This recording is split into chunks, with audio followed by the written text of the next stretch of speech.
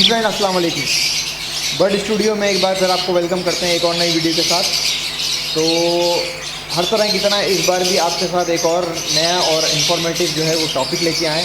और वो टॉपिक ये है कि इम्पोर्टेड बर्ड और लोकल बर्ड। और इस चीज़ के ऊपर जैसे कि आप लोगों को पता है कि पूरे पाकिस्तान में जो है वो इम्पोर्टेड बर्ड के ऊपर जो है वो थोड़ी हलचल चल रही है। और इम्पोर्टेड बर्ड के हवाले से ही हम आज डिस्कस करेंगे।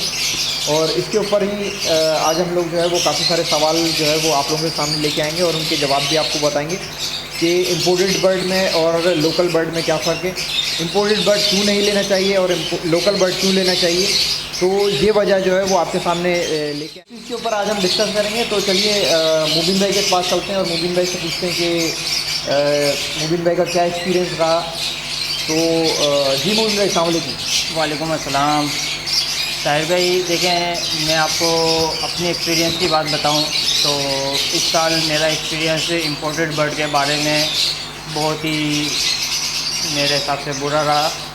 और उसकी मेन वजह ये थी, देखें अगर हम बात करते हैं एक लोकल बर्ड की, अच्छी ब्लड लाइन की, तो वो बर्ड हमें जो है वो काफ़ी कॉस्टली पड़ जाता है, ठीक है। और इम्पोर्टेड बर्ड की बात करते हैं तो वही बर्ड हमें जो एक लोकल बर्ड है उससे हाफ रेट में हमें इम्पोर्टेड बर्ड पड़ जाता है, ठीक है।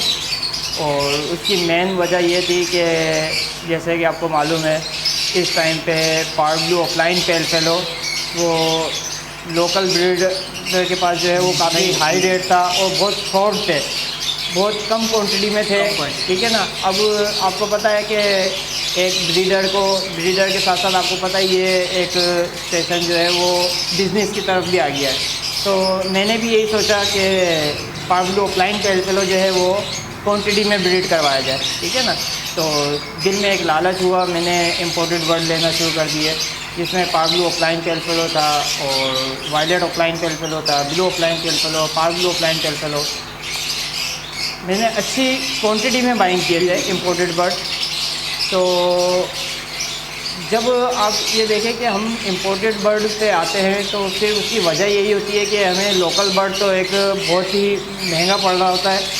और उसके देखते हुए आपको पता है हर बंदे के दिल में लालच आता है कि एक बर्ड हमें 1 लाख रुपए का मिल रहा है, वही बर्ड हमें 50,000 का मिल रहा है। तो जैसे सब जाते हैं इम्पोर्टेड की तरफ, उसी तरीके से मैं भी इम्पोर्टेड की तरफ चले गया। मगर भाई ये समझे कि जो मैंने इम्पोर्टेड बर्ड लिए उसमें से मेरे पास अभी तक बचा कुछ नहीं। 2-4 पीस अगर बचे हों, आपको नज़र आ रहे हो तो वो बचे हुए हैं। उसके अलावा काफ़ी बर्ड मेरे एक्सपायर हो गए।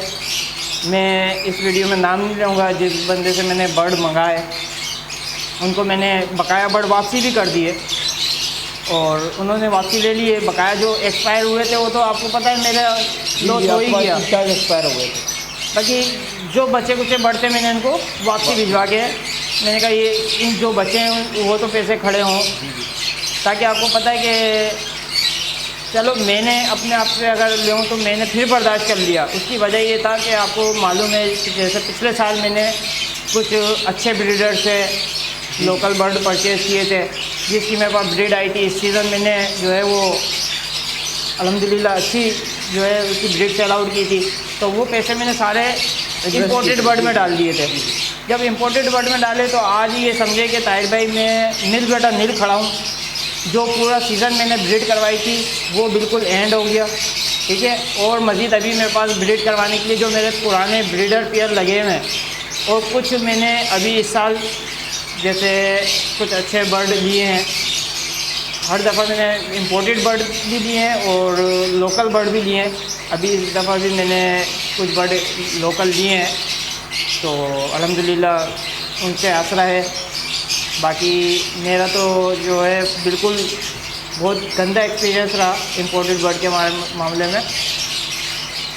आप ये देखें ताहिर भाई कि अगर मैंने इम्पोर्टेड बर्ड लिया, ठीक है, मैंने कम रेट का समझ के ले तो लिया, मगर आज अगर मैं हिसाब लगाता हूँ ना तो लोकल बर्ड मेरे को उससे सस्ता पड़ गया। इम्पोर्टेड बर्ड सस्ता होने के बाद भी मेरे को बहुत महंगा पड़ गया। बिल्कुल ऐसे ही। और अभी महंगा चले, महंगा और सस्ता एक बात की बात है, मगर मेरे पास बचा कुछ नहीं।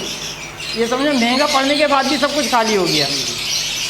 बाकी ये है कि ये जैसे जैसे तजर्बा होता है, आपको पता है कि अवेयरनेस आती रहती है, तो ये समझे कि कुछ नुकसान करने के बाद आज इस टॉपिक पे पहुँचें कि अब कान पकड़े कि इम्पोर्टेड बर्ड बाय नहीं करने। बाकी ये है कि देखिए हमने फिर बर्दाश्त कर लिया। उसकी वजह ये थी कि मैंने अपने ये समझे अपनी ब्रीड बेच के ही वो इम्पोर्टेड पेयर जो है वो लिए थे मैंने। अब आप ये देखें जो न्यू फैंसियर आ रहा है इस हॉबी में, वो अगर किस तरीके से, आपको पता है कि लाख 1.5 लाख महंगा बर्ड है, लाख 1.5 लाख रुपये इन्वेस्ट करता है, किस तरीके से जमा करके वो इम्पोर्टेड बर्ड ले तो लेता है, मगर जब एक्सपायर हो जाता है, वो शुरू में ही नुकसान जब कर लेता है तो उसका दिल ही ख़राब हो जाता है, वो हॉबी ही ख़त्म कर देता है। ठीक है ना। मेरा ये है कि मैंने तो चले ब्रीड ले ली थी, तो अल्हम्दुलिल्लाह आपको सेटअप अभी वहीं पे नज़र आ रहा है, और अल्हम्दुलिल्लाह अभी भी इतने पेयर लगे हुए हैं कि इंशाल्लाह अल्लाह ने चाहा तो इस साल फिर मेरे पास अच्छी ब्रीड आ जाएगी। बाकी मेरा तजर्बा बहुत गंदा रहा है इम्पोर्टेड बर्ड में जी।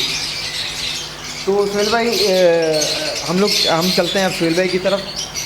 तो सुहेल भाई से जो है वो इम्पोर्टेड बर्ड की राय लेते हैं और इम्पोर्टेड बर्ड के बारे में पता करते हैं कि इम्पोर्टेड बर्ड और लोकल बर्ड में मतलब क्यों लेना चाहिए और क्यों लोकल बर्ड लेना चाहिए। बहुत शुक्रिया ताहिर भाई। अस्सलाम वालेकुम मेरे तमाम व्यूअर्स को मेरी तरफ से। और बहुत अच्छा इंटरेस्टिंग टॉपिक है, और इस टाइम पे समझ लें कि ये एक बहुत हॉट टॉपिक है।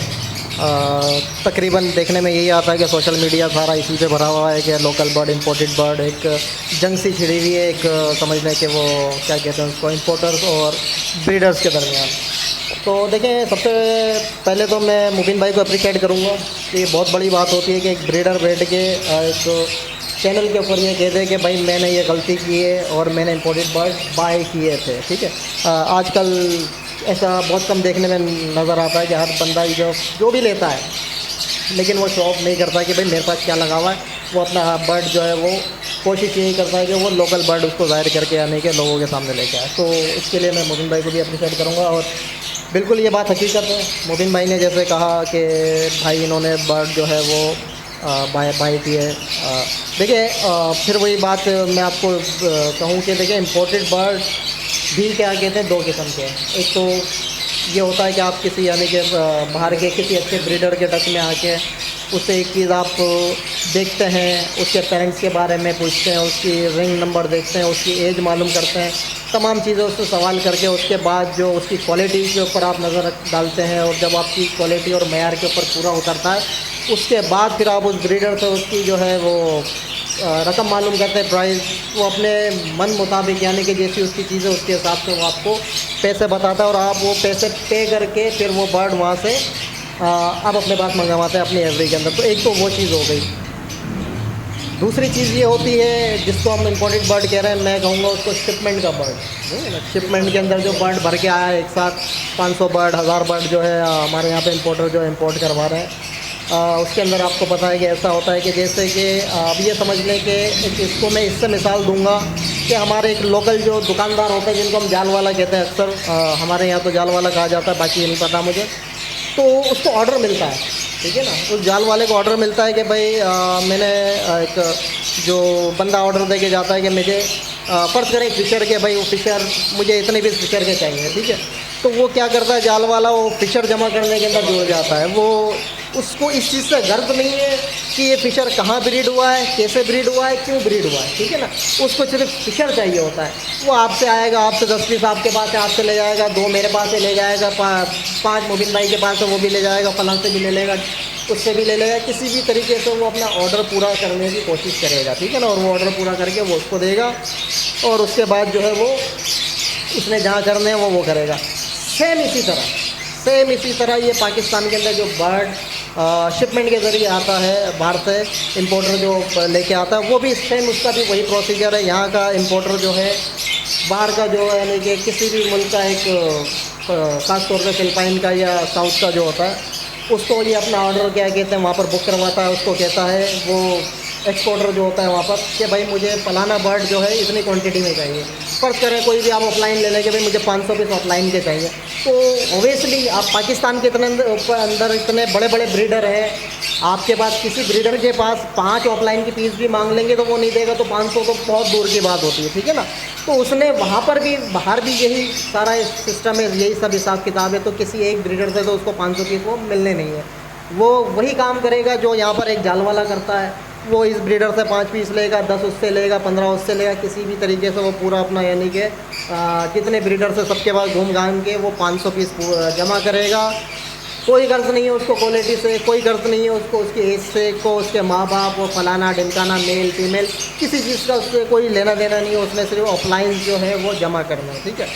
और जितना हो सके लोग उसके अंदर वो वहाँ से बाय करेगा और आपके यहाँ पर इंपोर्टर के हवाले कर देगा, ये उसको पे करके आपके मुल्क के अंदर वो शिपमेंट उतरेगी। और उसके बाद जो है हमारे यहाँ के जो बेचारे लोकल फैंसियर जो जिनको हम कहेंगे वो उनके जाल में आते हैं, उनके जासन में आते हैं, उनकी फिर पोस्टें लगती हैं। वो देखें अब इसमें भी जो है ना 2-3 तरह के लोग हैं। एक इंपोर्टर जो है वो उसके पास से वो बाहर से बर्ड जो है इंपोर्ट करवाएगा, उसके बाद समझ लें उसमें इंपोर्टर ने कोई 10, 15, 20 जो है ब्रोकर रखे हुए हैं, ठीक है ना। वो 10-15 ब्रोकर जो है उनके पास जाएंगे, उनके पास से वीडियोज़ ले लेके आएंगे और वो तमाम ग्रुपों के अंदर शेयर करेंगे। उसके बाद जो जिधर फंसा उसको वो बर्ड अपना कमीशन रख के वो वहाँ से उसको डिलीवर किया जाएगा।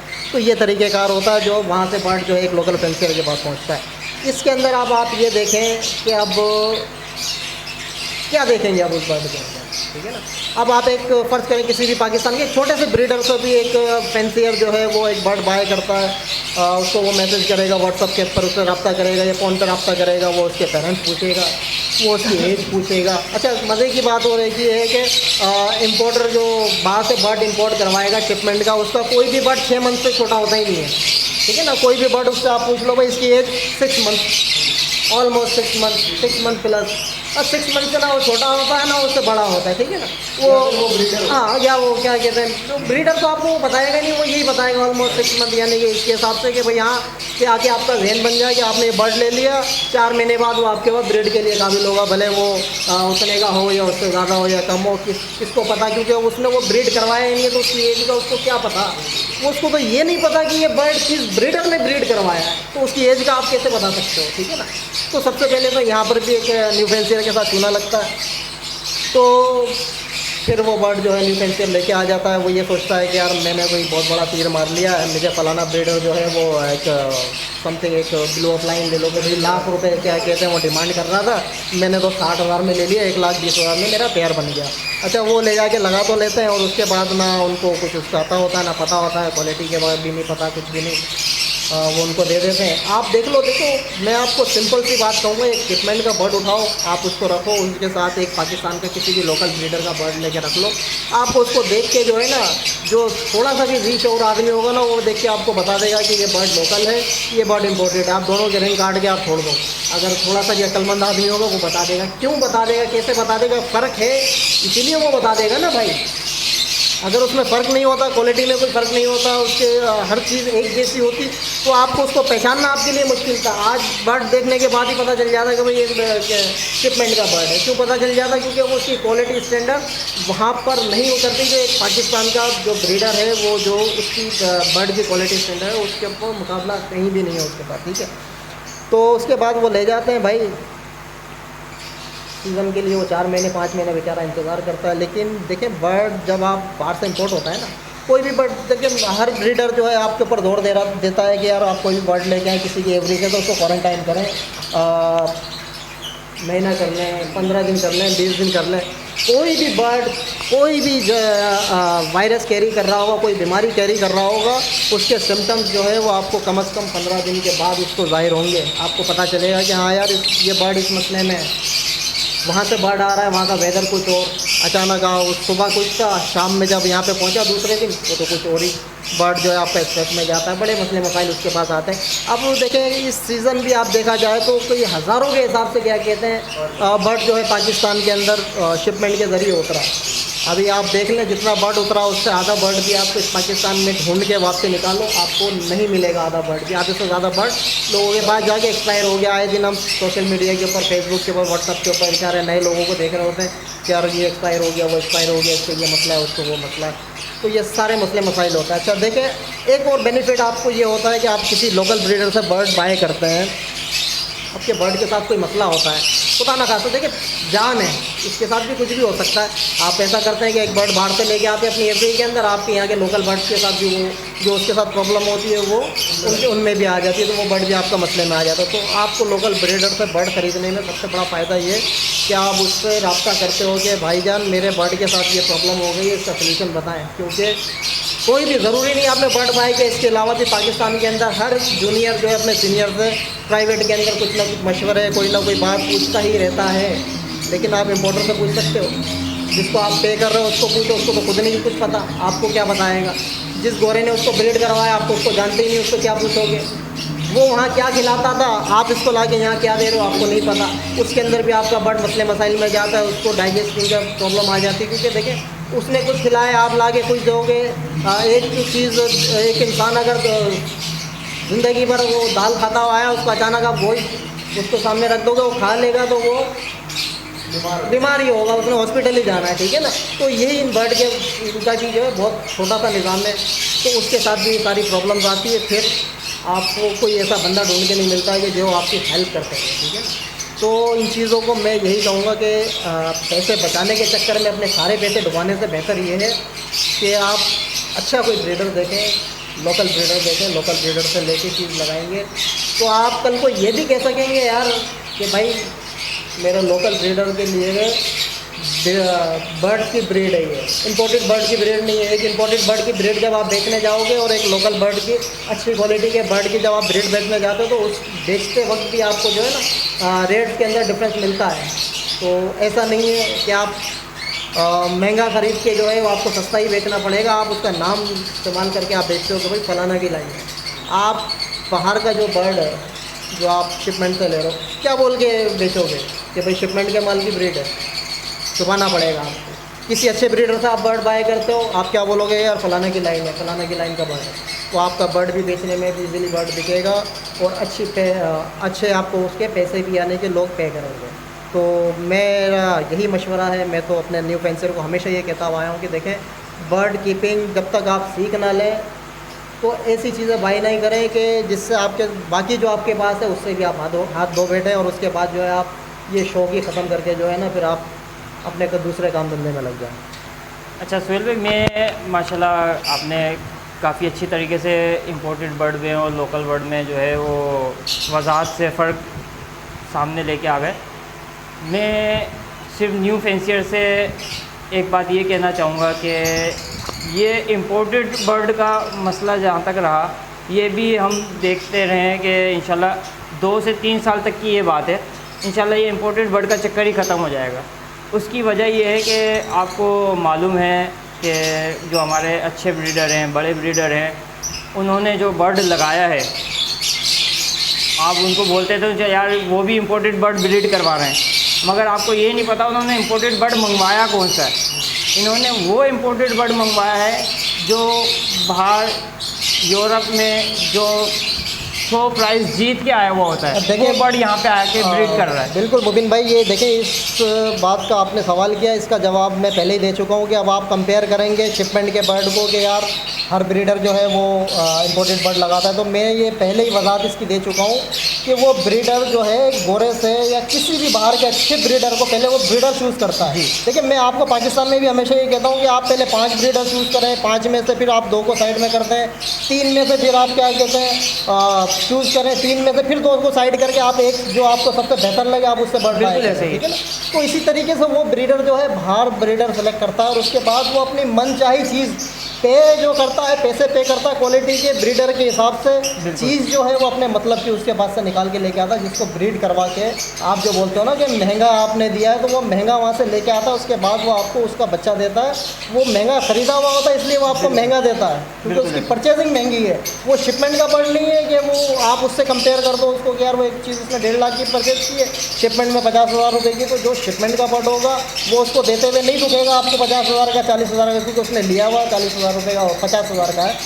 अब जो 1.5 लाख रुपए का उसने परचेज किया, उसका बच्चा वो उस क्वालिटी स्टैंडर्ड पे उतरता है तो वो लाख रुपए का सेल करेगा और बिकता है, बिल्कुल सबका बिकता है। देखें, मैं आपको फिर ये कहूँगा, अगर आपको हमारी बातें नहीं समझ में आती है तो बिस्मिल्लाह, यहाँ पर हो सकता है कि कुछ ऐसे हजरात भी हों जिनको हमारी बात से इख्तिलाफात हो, वो आगे बात करें। तो उनके लिए ये है कि अगर आप जो बर्ड बाहर से यहाँ से पाकिस्तान इंपोर्ट करवाते हैं ना, लेके आते हैं, उससे अच्छी क्वालिटी का बर्ड जो है पाकिस्तान में ब्रीड हो रहा है। बिल्कुल ऐसे ही। अगर आप में इतने दम है तो उनको बोलें, जहाँ से आप ये कचरा लेके आ रहे हैं उनको बोलें कि भाई इससे अच्छा बर्ड तो मेरे पास है, आपको चाहिए तो मैं भेजूँ यहाँ से, पाकिस्तान से आप बाहर भेजें तो बात बने। वहाँ से लाके आप जब तक हैं, जब तक इसके अंदर आपको पैसा नज़र आ रहा है, ठीक है। बिल्कुल ऐसे ही। हम ब्रीडर्स हैं, हमने ये ब्रीड आज करवानी है, हम पहले भी करवाते थे और उससे पहले भी करवाते थे, ठीक है। जब इसको कोई लव बर्ड को नहीं जानता था, नहीं ख़रीदता था, नहीं इसको समझता था, हम जब से ब्रीड करवा रहे, और ब्रीडर पहले भी ब्रीड करवाता था, आगे भी करवाएगा। आपने उस दिन इसमें से भाग जाना है जिस दिन आपका इसमें से मुनाफा ख़त्म हो जाना है, या आपसे लोगों ने इम्पोर्टेड बर्ड यानी कि शिपमेंट का बर्ड ख़रीदना बंद कर देना। उसके बाद आप फिर या तो मुर्गी मंगवा के वो आप मुर्गियाँ बेच रहे होंगे, या आप फिर कुछ और चीज़ें वहाँ से इंपोर्ट करवा रहे होंगे, आप इसको छोड़ देंगे। आप सिर्फ पैसा देख के इसमें आए। हम पैसा बिल्कुल इस काम के अंदर है, लेकिन हमारी इसमें मेहनत शामिल है, ठीक है। हम सिर्फ इन्वेस्टर नहीं है, हम उस बर्ड को अब उसकी खिदमत कर रहे हैं, उसको रख रहे हैं, उसकी ज़रूरियात का ख्याल कर रहे हैं, और उसके बाद मेहनत करके उससे ब्रीड लेके उस ब्रीड को बड़ा होता हुआ देखते हैं, रोज़ाना हाथ में लेके उसको फील करते हैं, और उसके बाद जाके एक बच्चा हम किसी फैंसियर को देते हैं। भाई उसके अंदर और एक बर्ड बनाया कहीं से लाके किसी के हाथ में दे के 5,000 10,000 रुपये कमा लेने के अंदर बहुत फ़र्क है। तो इस चीज़ को आप कमेंट्स करने से पहले ये चीज़ ज़रूर सोचिएगा। फिर भाई आप इस बात से जो है वो इत्तेफाक करेंगे कि ये इम्पोर्टेड बर्ड का भी जो टाइम पीरियड है वो चंद सालों तक के लिए ही है। जब हमारे पाकिस्तान में आपको पता है पहले कितने फैंसियर बर्ड इस हॉबी में काम कर रहे थे, और अभी इस टाइम पे कितने फैंसियर इस हॉबी में काम कर रहे हैं, ठीक है ना। एक टाइम आना है माशाल्लाह सबके पास अच्छी क्वालिटी जब ब्रीड होगी, अच्छा बर्ड प्रोड्यूस होगा, तो यूरोप का बर्ड कोई मायने नहीं रखता। ताकि आपको मालूम है कि यूरोप में जो चैम्पियन बर्ड बना था वो पाकिस्तान में आ गया है, अब पाकिस्तान में वो ब्रीड हो रहा है, ठीक है। यहाँ पे जब उसकी लाइनें फैलेंगी, कुछ बर्ड आपने लगवाया, कुछ 12 महीने लगाया, कुछ महीने लगाए, उसी की लाइनें स्ट्रॉन्ग ब्लड लाइन जब हमारे पास प्रोड्यूस होगी और क्वालिटी बर्ड हमारे पास एक क्वांटिटी में निकलेगा, तो हम इस काबिल हो जाएंगे कि हम यहाँ से एक्सपोर्ट कर सकते हैं, ठीक है ना। अभी हम इंपोर्ट करवा रहे हैं, एक टाइम आएगा हम एक्सपोर्ट। और माशाल्लाह यहाँ पे नाम लेके मैं रहीम भाई से मुखातिब हूँ। रहीम भाई ने देखें इस साल 2 से 3 शिपमेंट है एक्सपोर्ट की भी हैं। मेरा सलाम है रहीम भाई को कि रहीम भाई ने ये स्टेप उठाया है। इसमें जितने भी हम ब्रीडर हैं, अब हमारा दिल ये मुतमईन हो गया कि हम एक अच्छी चीज़ ब्रीड करवाए के वो हम एक्सपोर्ट कर सकते हैं। सुहेल भाई, इस बारे में आप क्या कहना चाहते हैं? बिल्कुल भाई, बिल्कुल रहीम भाई ने वाकई में बहुत अच्छा। देखिए बात वही है फिर क्वालिटी की, ठीक है ना। बिल्कुल वो बेवकूफ़ नहीं है। बिल्कुल रहीम भाई ने जो बर्ड भेजा वो अपना कचरा यहाँ भेजते हैं, यहाँ से क्वालिटी क्या कहते लेके गए, ठीक है ना। बिल्कुल। तो मैं यही बताना चाह रहा हूँ कि जो चीज़ वहाँ से लाके यहाँ पे लोगों को इंजेक्ट की जा रही है, उससे अच्छी चीज़ यहाँ पे ब्रीड हो रही है। देखें फिर मैं आपको कह रहा हूँ कि उस ब्रीडर की उसके पीछे मेहनत है। अगर वो आपसे पैसे मांग रहा है, उसकी क्वालिटी है, उसकी मेहनत है, तो उसकी मेहनत उसको आपको पे करनी पड़ेगी। और जब आप ले जाके उस बर्ड पे खुद मेहनत करेंगे, आपको भी अगला पे करेगा जो आपसे लेके जाएगा। क्वालिटी किसी चीज़ की मोहताज नहीं है, क्वालिटी बिकती है और बिकती रहनी है। मैंने कहा ना कि इनको फिर भाग जाना है, ब्रीडर्स को फिर यहाँ रहना है। तो आपको मैं यही कहूँगा कि एक दूसरे की टांगें, एक दूसरे के गिरबान पकड़ने से बेहतर ये है कि ऐसे लोगों को अवॉइड किया जाए। और मैं अब उन यूट्यूबर्स से भी यानी कि मुखातिब हूँ जो चैनल चला रहे हैं माशाल्लाह, बहुत अच्छा काम कर रहे हैं। और जिन्होंने इस हॉबी को इस पाकिस्तान के अंदर समझ लें कि बहुत हाइट दी है, बहुत हाइट पे ले गए। लेकिन अब कुछ मैं चैनल वालों को भी ये देखता हूँ कि उन्होंने जो है वो समझ लेंगे एक तरीके से गोरों की चापलूसियाँ शुरू कर दी है कि देखें उनकी चापलूसी करके आपको कुछ नहीं मिलेगा। आपका साथ अगर कोई देगा तो इस पाकिस्तान का ब्रीडर देगा, ये पाकिस्तानी देंगे। आपका बर्ड जो है कोई ख़रीदेगा तो वो पाकिस्तानी ख़रीदेगा, कोई गोरा आके आपसे बर्ड नहीं ख़रीदेगा, ठीक है ना। उसने अपना बर्ड आपको बेचना है तो उसकी चापलूसी आप नहीं करें, वो आपकी चापलूसी करेगा। भाई जिसने अपनी चीज़ बेचनी है, आपको चापलूसी कर रहे हैं किसी की, तो बहुत अच्छा काम हमारे यूट्यूबर्स करते रहे हैं। मैं उनको कहूँगा कि आप अपनी लाइन सिमत जो है वो दुरुस्त कर लें और अपनी चीज़ को प्रमोट कर रहे हैं, अपने बर्ड को प्रमोट करें, पाकिस्तान को प्रमोट करें। पाकिस्तान प्रमोट होगा तो हम प्रमोट होंगे, हम प्रमोट होंगे तो हमारा हर लोकल ब्रीडर, हर छोटा फैंचर प्रमोट होगा। तो ये मेरा आप लोगों से मशवरा है। तो हमारी वीडियो मुझे ऐसा लगता है कि बहुत लंबी हो गई है, तो मैं तो यहीं पर ही आप लोगों से इजाज़त चाहूँगा। बाकी मुबीन भाई और ताहिर भाई अगर कुछ कहना चाहें तो। जी सुहेल भाई, बहुत अच्छी बातें कही आपने, और मुबीन भाई ने भी जैसे कि अपना एक्सपीरियंस शेयर किया, उन्होंने काफ़ी बड़ा नुकसान भी किया इसी चक्कर में। वो सिर्फ इसी वजह से कि देखें जो चीज़ पाकिस्तान में अवेलेबल नहीं थी, इसी वजह से वो उन्होंने महंगी म्यूटेशन ख़रीदी और मतलब एक स्टेप आगे बढ़ने के लिए उन्होंने ये वाला स्टेप लिया था कि उन्होंने इम्पोर्टेड बर्ड ख़रीदा या शिपमेंट वाला बर्ड ख़रीदा। तो वीडियो मेरे ख्याल से उम्मीद है आप लोगों को बहुत अच्छी लगी होगी। तो इस तरह से मैं तो ये कहूँगा कि न्यू फेंसर कभी भी इस तरह से मतलब इम्पोर्टेड बर्ड को देख के जो है वो सस्ता देख के कभी भी झांसे में ना आए कि वो सस्ता बर्ड है। वो दूर से तो सस्ता बर्ड दिख रहा होता है आपको, लेकिन जब आप लेके आएंगे उसको, उसके बाद आपको पता चलेगा कि वो सस्ता है या महंगा। इस बात का आप फैसला करेंगे इस वीडियो को पूरी देख के। उसके बाद आप हमें कमेंट में ज़रूर बताइएगा कि वीडियो कैसी लगी, और कमेंट हमें ज़रूर करिएगा, क्योंकि आपके कमेंट से ही हमें पता चलेगा कि हमारी वीडियो जो है वो किस कदर मतलब किस तरह से ये कह सकते हैं कि हमारी वीडियो जो है वो ताहिर भाई का कहने का मकसद ये है कि हम आपको कितना ये चीज़ समझाने में कामयाब हो चुके हैं कि हमारी बात आपको कितना समझ में आई है और किस हद तक आप हमारी बात से एग्री हैं। आप डिसएग्री भी कर सकते हैं, हो सकता है कुछ लोग डिसएग्री करें, लेकिन हम अपना फ़र्ज़ समझते थे जो हमने आपके साथ ये सारी बातें की हैं। तो इंशाल्लाह उम्मीद करते हैं कि आपको वीडियो हमारी अच्छी लगेगी। अगर अच्छी लगे और पसंद आए तो अपने दोस्तों के साथ इसको ज़रूर शेयर करिएगा, और अपने मोहब्बत का इज़हार जो है हमारे कमेंट बॉक्स के अंदर ज़रूर कीजिएगा। इंशाल्लाह ताला उसका फ़ीडबैक हम आपको ज़रूर देंगे, और फिर इंशाल्लाह ताला अल्लाह ने चाहा तो हम किसी नई वीडियो नए टॉपिक के साथ आपके साथ सामने हाजिर होंगे। जब तक के लिए हम आपसे तमाम तीनों भाई इजाज़त चाहते हैं। अल्लाह हाफ़िज़।